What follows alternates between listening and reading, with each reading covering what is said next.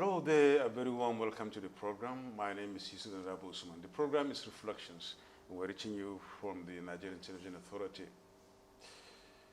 On this program, we, as much as possible, try to look into the Nigerian society and then fish out the big ones among us, our fathers, our grandfathers, if possible.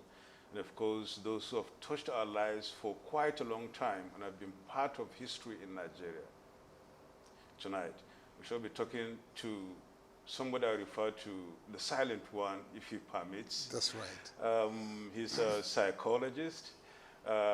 He's an academic, of course, because he was a lecturer too. And he's a philanthropist of great note, if you really would take that. And of course, he is somebody who has seen it all for over 50 years in Nigeria, over 60 years in Nigeria, because he's around 85 years old. My personality this week is Dr. Paul Unongo, the one Tarek. Would I say just one Tarek? How would I put it? Just one Tarek Paul Unongo. One Tarek Paul Unongo. Yes, and if it is difficult, say just Paul Unongo. Paul Unongo. That's but it. That name, I like it because given the definition you gave, Yes. it's very important. One Yes. Tarek Paul Unongo. One Tarek Paul Unongo. Let's start from there. All right. One Tarek Paul Unongo. What is that one Tarek? A lot of people will want to know because people just know you as Paul Unongo. Yes. Well, I returned to the country as Paul Unongo. That is the name my mother and father gave to me. You returned from where? When I returned from school, Mm-hmm. I went to school in the white man's country. And then I got involved in dramatic activities. And then I became involved in the struggles of Nigeria and the struggles of my people. And ordinary people noted that I spent more time with them.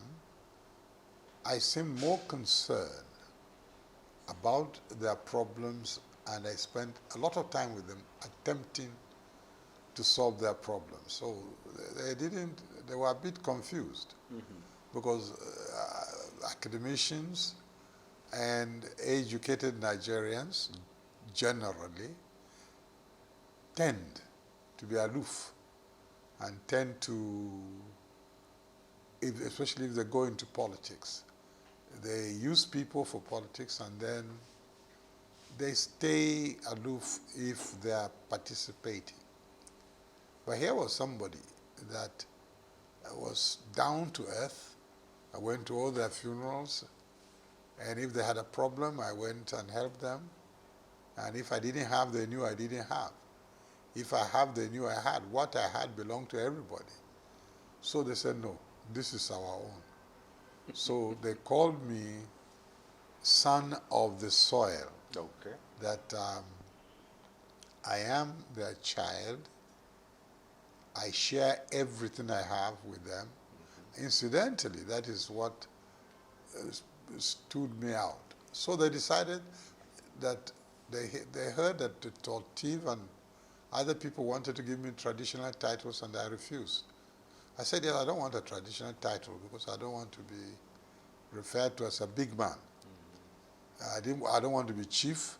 I just want to be Mr. Paul Unongo. So they said, okay, you are like us, we who are just ordinary people. So they called me son of the soil. And I appreciate this title because it was given to me by simple, ordinary, non-powerful people because they appreciated me. And I value it, and I said I must earn it. And I've lived exactly like what I've told you all my life. It may have cost me so many things, but I'm down there with them up till today. And when I die, they will bury me. Sure, for sure, Yes. really. You've broken the silence now. You've now talked. I've heard you talk because it's quite some time I didn't hear you talk, not to the media at least. That's why I said I introduced you as the silent one for quite some time. Why did you keep silent all this while? Many reasons. I'm a reflective person. And if you look through my CV in public life, I wasn't too involved in public things. I prefer working with people behind the scene. I suppose part of my training I was more research oriented, but at the time I went into experimental psychology and I specialized in human experimental psychopathology.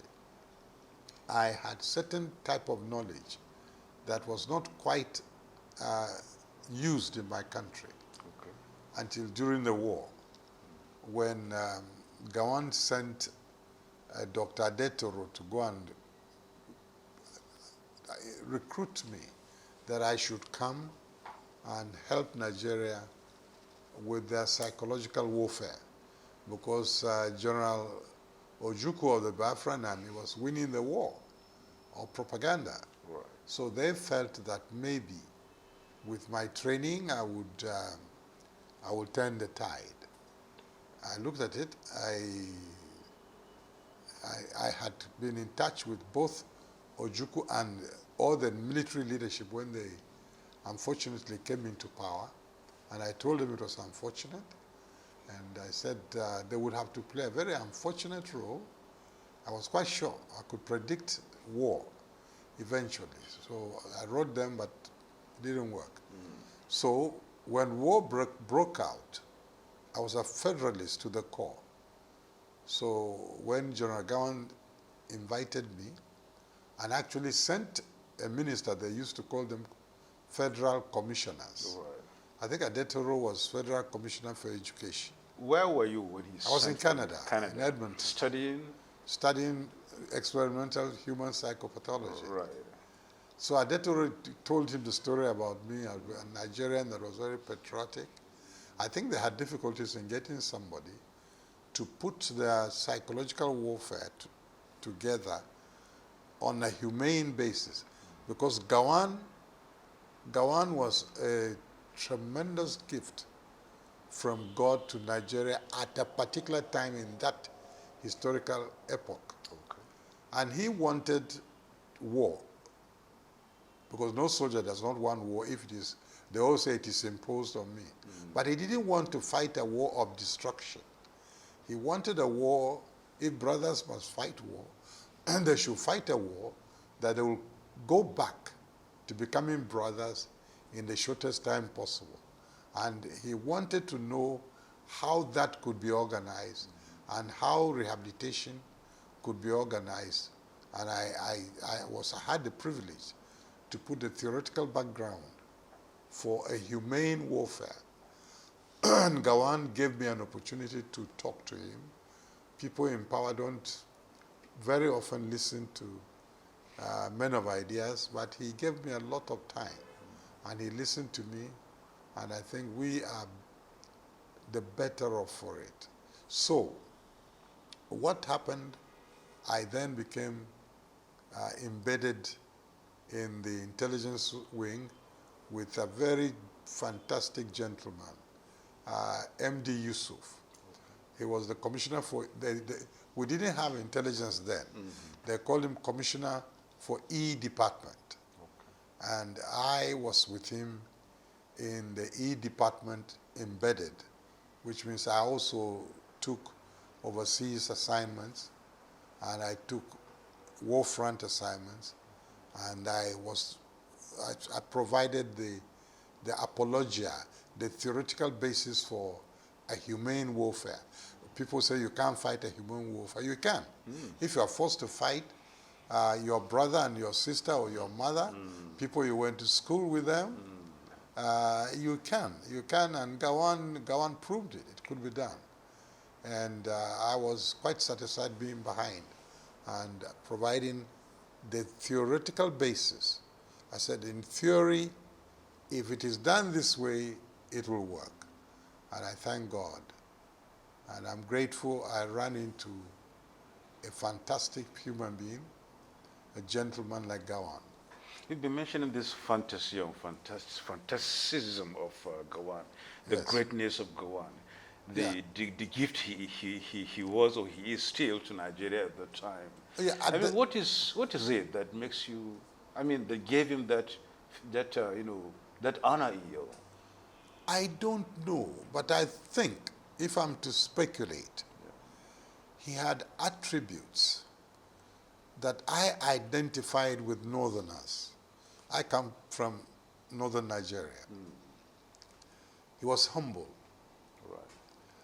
And he was genuine. Okay. And he was not exploitative. And Gawan was not looking for wealth, which is a terrible thing that has destroyed Nigeria now.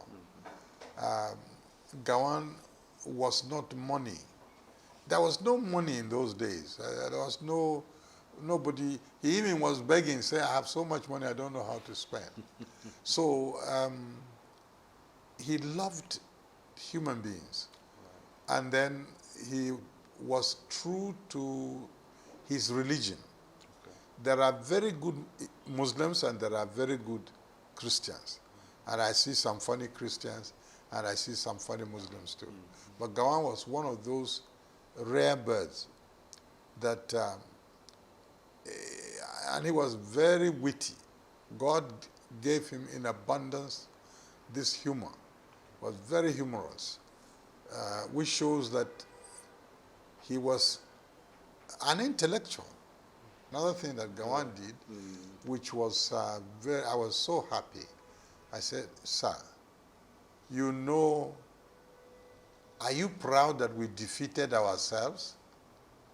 We told Biafra we are fighting you to stop you from going away from Nigeria. If we start celebrating and jumping up and saying we have defeated them,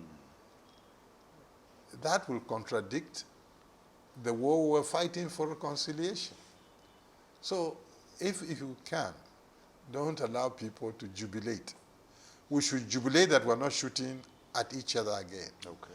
But we should be a lot of empathy and a lot of regrets and expression of, I am sorry, this we had to do, because I believe in Nigeria. And I didn't support the war, but once we had the war, I was not going to allow my country to be broken up, because I know the consequences of breaking up a large country like Nigeria on the continent of the African continent.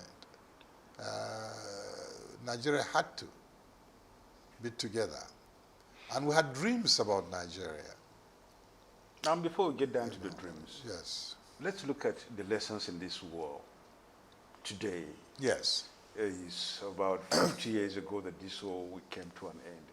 When you were just talking about there's no jubilation, the war is over, it's a problem between brothers, and it's all over now. We're back home. We wanted to really split the home, split the house, but now the home is solid again. It's one Nigeria. That is when the no victor, no vanquish came into the Correct. And we were responsible for that policy. Was it the reason for that coinage? Yes. It was, we saw the future. Right. Gawan was blessed with genuine people and radical people that could see the future. And he allowed them to express the future. And then he had good, humble commissioners like himself that were brilliant people like the Adetoros. Okay. And he listened to people. There's so much talent in this country.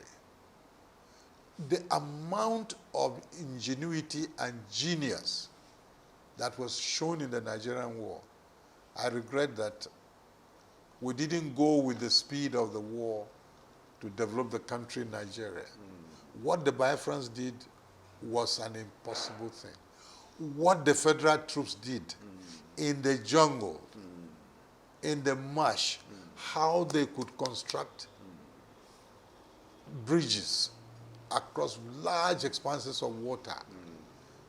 It's the genius that is Nigeria's. I don't know why it has not been released up till today. Oh, well, I don't know. You are around 85 years old, and then you've seen all of these things. what would not be, there wouldn't be any other person more suitable to tell us where the missing link is than people like you, because you saw it practical, you saw it, develop, you saw it die, in quotes, and you saw it metamorphose into something else. And here we are today, looking at those years with glory, and looking at today with some sort of pessimism and negativity about what really happened. What is that? Well, this country, I was not lucky to meet the Macaulays, the Herbert Macaulays, but I was very lucky. My father carried me to a meeting. I saw Zikimboko in 1946 when I was about 8 years old or thereabout. Then I had the privilege to grow up and serve a great man that I felt was one of the greatest African political leaders, the Right Honorable Dr. Nnamdi Azikiwe. Mm-hmm. And I was proud to even try to, like a youth, I wanted to idealize him to the level of even writing about him like Karl Marx and so on. Mm-hmm. And there were Nigerians like that. There was Obafemi Awolowo, the man of education, the free education man that saw tomorrow, that tomorrow was based on education. And what was hindering education, he saw it. Poverty. He attacked poverty.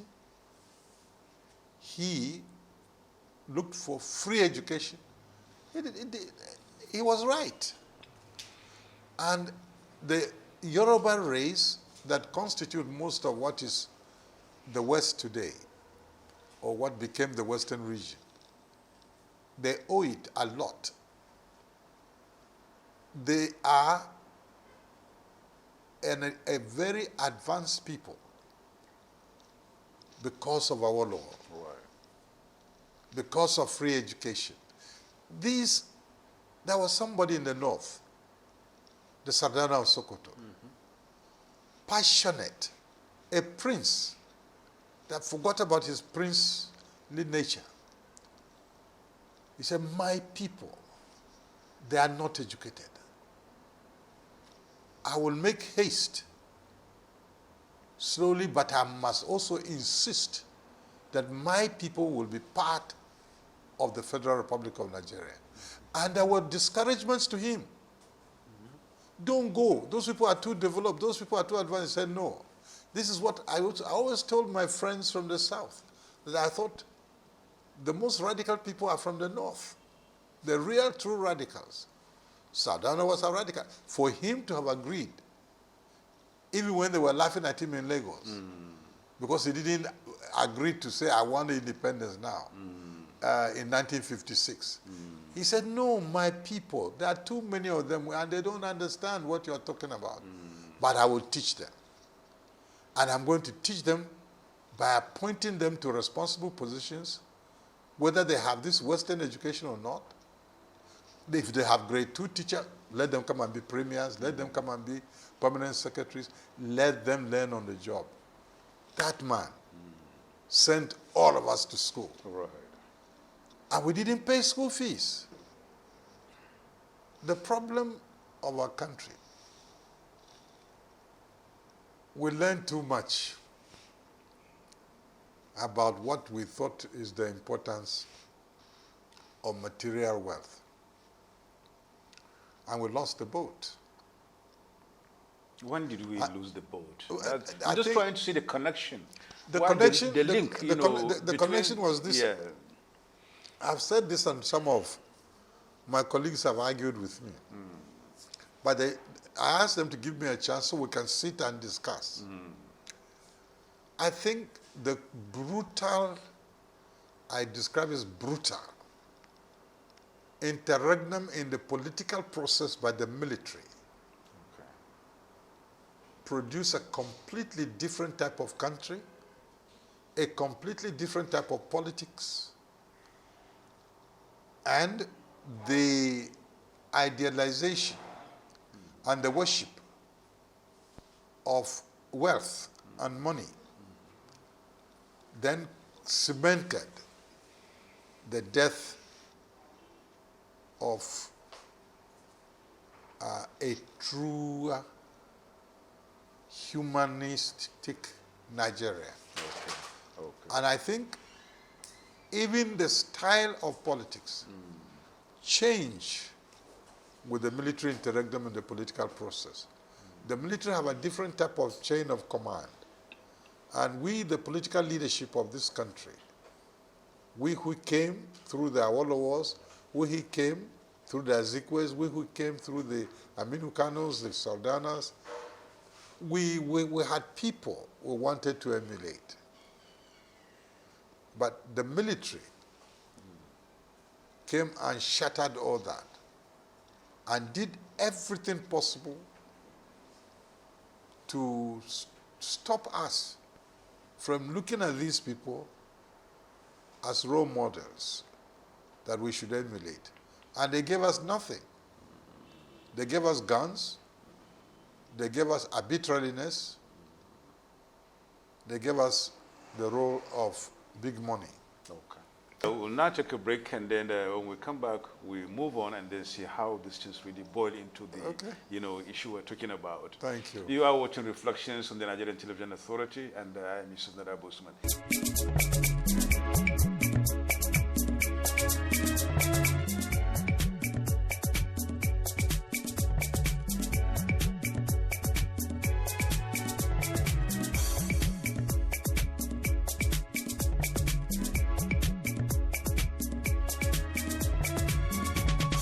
Welcome back. Yes, thank you. So,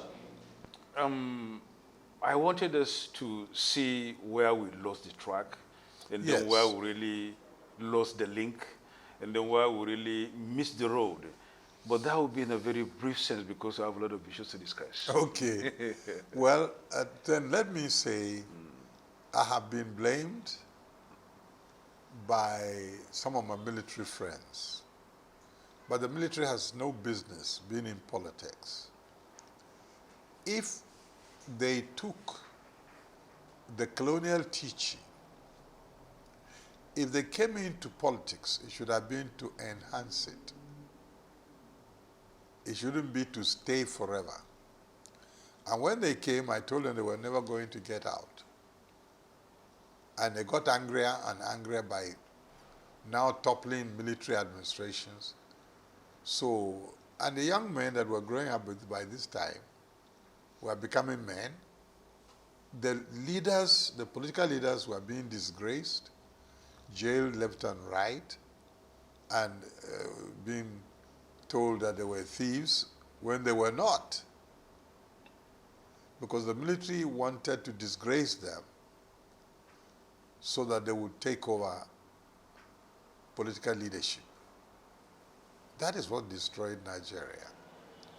If they came quick as an interregnum in the political process to correct a wrong, and they went out, Nigerian politics was congealing into a two political party system, left on its own. Since when?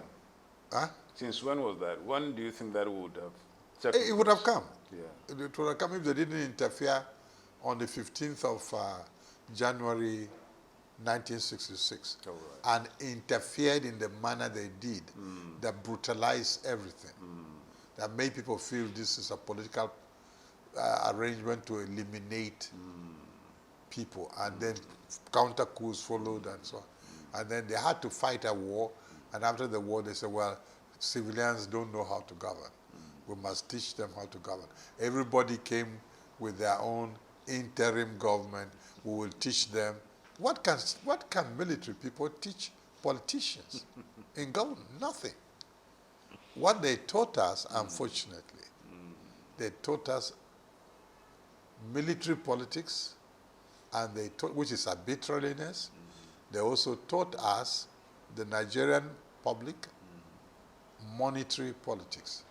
Then they favored certain people that they empowered arbitrarily, and they became deceived that they were leaders and they were imposed on us. And they started writing constitutions for us. They would call people like me to come and draft constitutions, and we'll draft, and then they will impose what they want. And then the constitutions they will promulgate, they will topple that. That same constitution. I mean, it was too much. So, arbitrariness came into Nigerian political system, and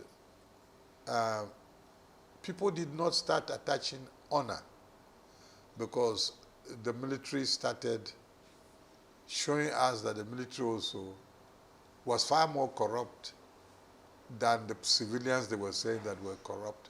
They were coming to clean corruptions.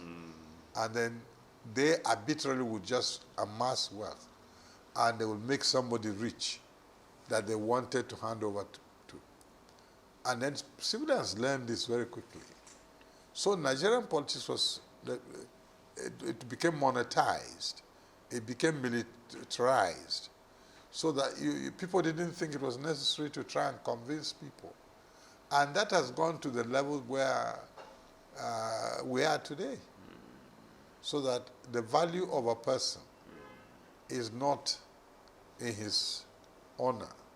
During our time, during the Awolowo's time, during the J.S. Taka's time, the Sardana's time, and we, their boys, we showed our card. We showed our bravery. We showed your bravery was a thing to be admired. How many imprisonment have you received from the arbitrary British? Or how many imprisonment did the military put you through? I was detained and jailed 34 times. 34 times? 34 times. And in fact, ended up with a wonderful charge of also being involved in a coup too. That because a thief man that I didn't even know announced a coup, so they came and picked me up, that I was the leader of the coup. And I'm sure somebody must have gone and said, this is a troublesome boy that has been worrying us, let's go and kill him. So there was too much arbitrariness. And that arbitrariness has been left in the political system. There was too much emphasis on money.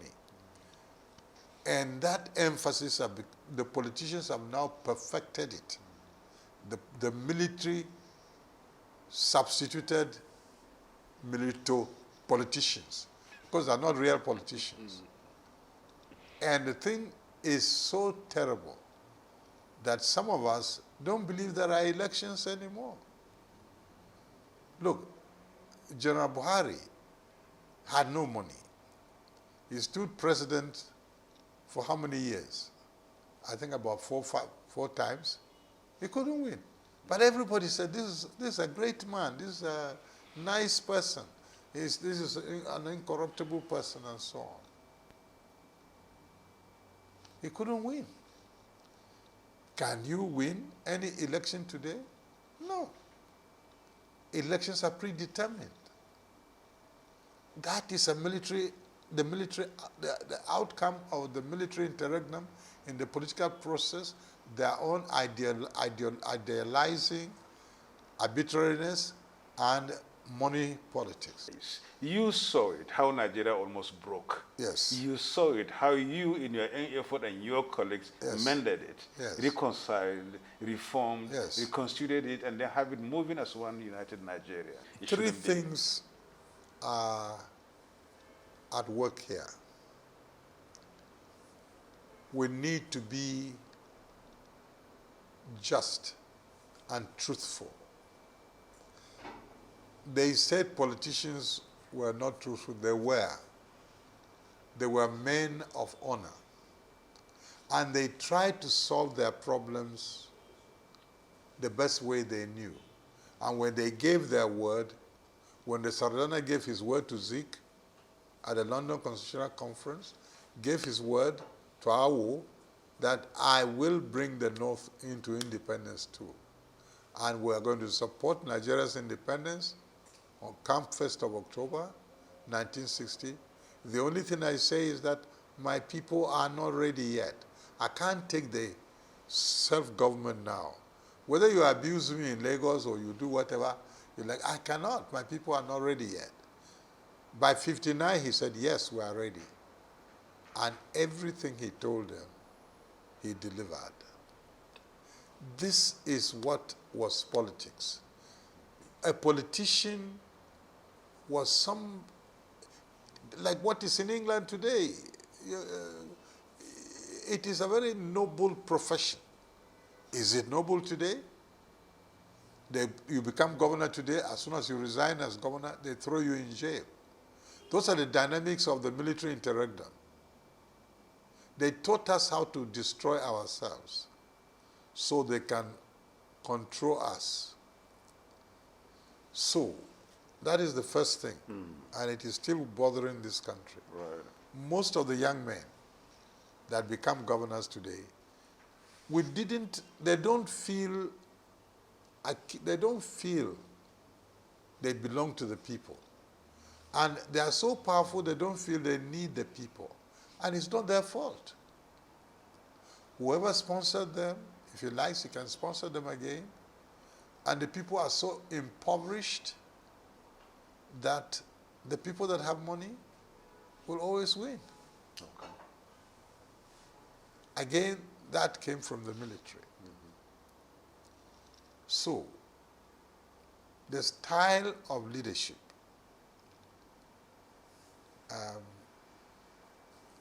when your leader told you to do a thing, you did it to the best of your ability. When Shagari wanted to make me a minister, he called me into his office and called his vice president. He said, Kaida Munchi, jovial way of praying. I have something for you. You will notice that all the ministers have put portfolios on their name. I haven't, but I told you to come and be my minister. I said, yes. He said, I don't know why I feel this way. Nigeria for 19 years has been trying to deliver steel. And I don't know why for 19 years. We even gave Russia a lot of money, we gave these people, and we have not been able to produce it. But I know, if I appoint you to oversee that ministry, in addition to doing anything, but I'm telling you that is the major reason I want you to develop and deliver steel in the life of my administration. I answered him after I listened to them. I said, sir, do you have that much confidence in me? He said, yes. This was a politician now talking. I said, my master, if you trust me so much, so help me God, I don't know what this steel is. I am going to know it. And when I know it, I'm going to deliver it in the life of your administration, so that I can feel that the faith you have in me, I have kept it.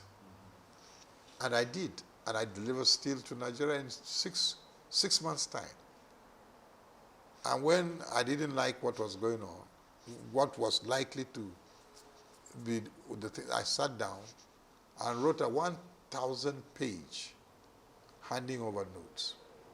You handed over after 6 months, and then you... After 6 months, I delivered steel. You delivered and then you handed over. I told him that I'm sorry, I cannot be a minister. You resigned? I resigned. Why?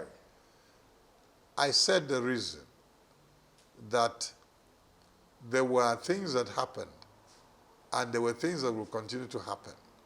And I predicted to him that if I allowed myself to be part of that kind of stuff, we would end up.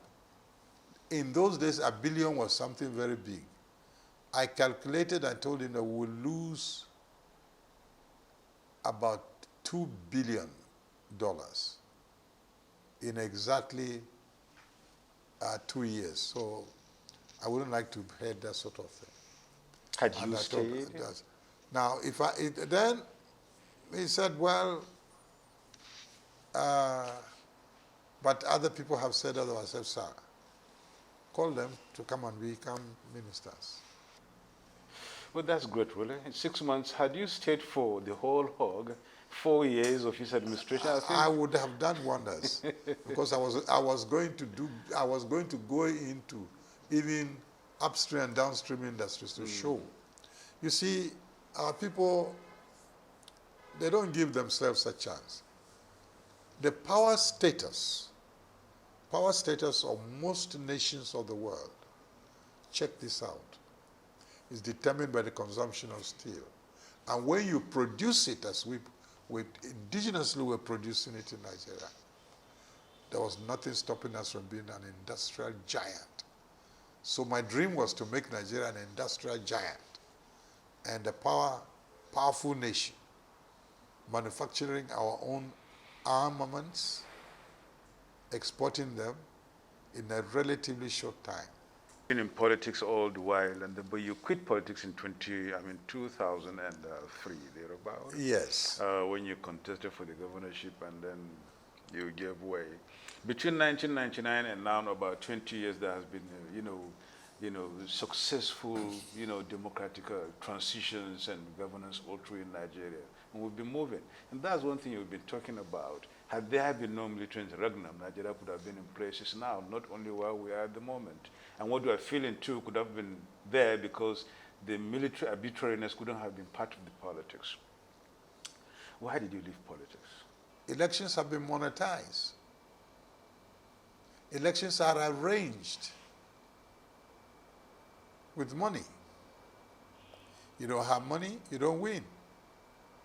If you have money, you win. I don't know what is winning now. That's why I left politics. Because I know I'm popular. I know people like me. But how can I win elections and everybody knows I win? Then they announce somebody else. And he's allowed to go. And then I go a second time, I win again. Even the military said, when they're giving their reason for seizing power, the sort of thing that happened in Benue, where Paul won the election and they went and announced somebody else. Has it been solved? No. It has become worse. So I felt I was wasting my time because I had something I felt I could contribute. Right. And why would I take money? Where will I get the money from? To go and whatever it is they do with the money so that I can be declared as the winner. The people voted for me. Everybody knew. And history has passed. Some of the people have come and confessed to me. They said, you are the one who won. And we were so panicky. We didn't know what he would do if we came. So, and somebody even confessed to me because we become friends. So I am the one who spoiled all the elections. He told me how he spoiled it. That the boss was so shaken, he couldn't do anything for 3 days. You won landslide. I said, but why did you refuse me to? Did you know what I had in my mind? I wasn't joking when I said, I'm not going to be a governor for jokes or for 2 terms. Why would I be a governor for 2 terms? What I want to do, I can do it in 4 years, is to set the standard and do it in such a way that people will be so happy that if I left, people will be tempted to try and imitate and emulate. And when you come and say you're going to change it, they will stone you. Everybody that comes into power with the military mind, and the politics in Nigeria has a military mind, they want their own.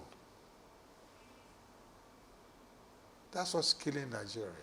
The person who challenged me most in politics, strangely enough, was Murtala.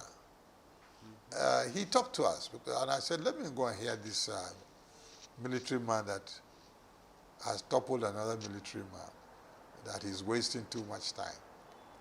Because they had no business being in power. And Murtala selected 50 Nigerians. And they were supposed to be men of ideas. And among these 50, he threw in a small person, me. So I said, with Chief Abafemi Awolowo, Rotimi Williams, and all these people, 50. Murtala challenged us. He said, look, me, I'm not interested in power, political power. But I will stay here for you to do the correct thing. Give us a good constitution. Give us an indigenous constitution from your brains, a draft of it. Think about African systems. I brought you as men of ideas. And coin a modern thing. Then he speculated. It was quite intelligent. He said, I noticed in my little knowledge of African leadership organizations, the African wants a unified leader. It is the old man. Whatever he says, the children do it. If you can create a system that is like that, Nigeria will stabilize. I didn't believe him, but Benwa Boze was there, I was there, and Rotimi Williams was there. Chief Awolowo refused, declined to serve. So I put up my hand and I said, sir, if that is all you want a modernization of that kind of government and make it Nigerian. The American system that exists with modifications, we don't need to think out of our minds. It is there already. America created a system which is applicable to a multinational nation state. That is a nation made up of many, many different people. America is made of all kinds of stuff. And their thing is working for almost 230 years now. Let's look at it and write our own. We don't need to stay here for 2 years. And we produce a draft for him. And then tragedy struck. He was not there to implement what was his mind. Then, so there are also these natural tragedies in what I'm telling you about, slowing down, what could have followed. Then after Murtala, we just went on writing constitution. All of that I was there. And then at a particular stage I said, I've never seen any country that has written so many constitutions in such a very short time. The British people who colonized us don't even have a written constitution, yet they govern. They've been governing themselves for about 3,000 years. So it is not the constitution that is wrong. If we were to talk from the point of view of that, the biggest problem in Nigeria is that we don't allow our institutions to stabilize so that we can apply the institutions to solve problems. Okay. The Chief Jukun crisis has been there for years and years and years. It's unfortunate. Very unfortunate indeed. I don't know. I don't want us to talk about the cause. Can you provide solutions for us? Yes. I don't know whether it was 69 or 70. I have a very close personal friend of mine, General Yakubu Danjuma. We are very, very close. And we are like brothers. When I saw these people fighting, and I tried everything, it wouldn't work. I went to his house at Ikoyi. I think it's the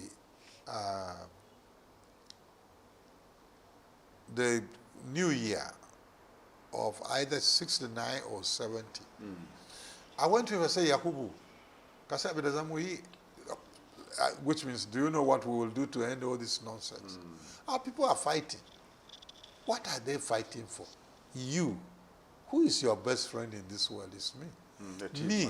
Who is my best friend in this world? You. Why would these Juku people be fighting T people? And we are still friends. And we are still friends? Look, Yakubu, let's go and tell these people. If they want to kill people, they should just, you and I should stand and put our hands in the air and tell them, shoot us and go. Go and rest, because this is how it is. It was simplistic. He said, Paul, well, we didn't do it. Okay. But politics of fear. Jukun people feel they will be swamped by T people. They want their own identity, and they should have their identity.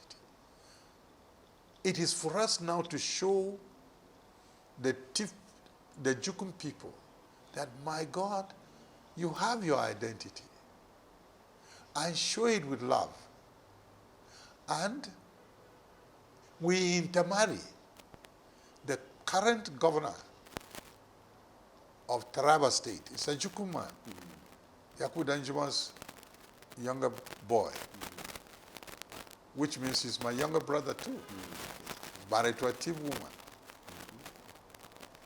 I think if we do this and we deliberately propagandize that we're one people, and perhaps one of my drastic suggestions that I made to General Sani Abacha when he was going to create state, I said, look, pack all Jukun people and pack all T people and put them in one state. When they're together in Benue province, they never used to fight. So if they want to be together, put them together, let them go there. They will not fight. They will learn to work. So I don't know, the solution must be to bring the T people and the Jukun people together. Now let's look at another conflict area in your own state, Benue State. The farmer-harder clash is one of them. The other one is the issue of communal clashes between communities, and what the military did recently, where a gang was killed, mastermind of a certain kind of negative activities, and then still that didn't solve the problem. What would be the solution in that area? Because here and there things come up in this regard. You have touched on something that hurts me a lot. And it's the Tiv race. I am in love with my people to a level that I have sacrificed even comfort and whatever anybody can give to me. And at the same time, I do know intellectually that my mother's father is a Fulani man. So I am Fulani, I am Jukun, I am Tif, but I'm very much Tif. And that is why I have done everything in my life to tell the Tif people and to tell the Jukun people, to tell the Fulani people that we never had this type of thing before. What is happening? I even went all the way to the one of Herdsmen first. I went all the way to the Caliphate headquarters and saw the current Sultan, His Eminence. And I said, I've come to pay the debt of that cow, those cows that the T people chopped from you people. I didn't pay. And I paid him. Yeah. I even gave him Tiv cows. And I made a passionate appeal. I said, what do we get? Even in the politics of Nigeria, when the Tiv people collaborate with the Fulani people, it benefits the Fulani and the Tiv better, like what has happened in Tivland now. I am so sad that you say the Fulani people are the ones killing you. You are killing yourselves more than the Fulanis. And no Fulani man is killing you now. What happened to Senator Suswam's elder brother is a microcosm of a people begging to be exterminated from the face of the earth. How can you say, because you disagree with somebody, you send a prominent person like this, thief young men that you used in politics, you say that one is my enemy, go and kill him. You say your enemy is Fulani, who's going to believe you anymore? And because you killed Senator Suswam's brother, his own people now will organize. There was all kinds of killings going on in Todonga, and nobody is calling these people to order because they are afraid. I know why they are afraid. Why are they afraid? Because the young men are angry. Angry of what? They are angry on their political leadership. It's so-called politics. This is what the military taught us. You take young men, you put them to kill people, to break boxes, to declare you a winner, that you will pay them. You don't pay them. And then, when they turn around and start catching people on the road that they know have money to come and give them money, you go and arrest them. This is a social problem which can be tackled by talking, by doing what we had done to the Niger Delta. Let us talk. If nobody is calling you, I'm calling you. And I'm going to stand there. I'm not afraid. Let's talk. Let's reconcile. Let us, please, give peace a chance. All right. On a final note, Thank you. you are a convener of the Northern Elders Forum. Yes. And of course, you have this northern thing so passionate in you, so strong, that you feel it's north or nothing else. It's northern Nigeria because you are a northerner in and out. Yes. Looking at what is happening in the north, how do you feel about it? Very bad. These things, honestly, by my age, I feel sometimes some things are not good to discuss in the public. But it is important that the public should know that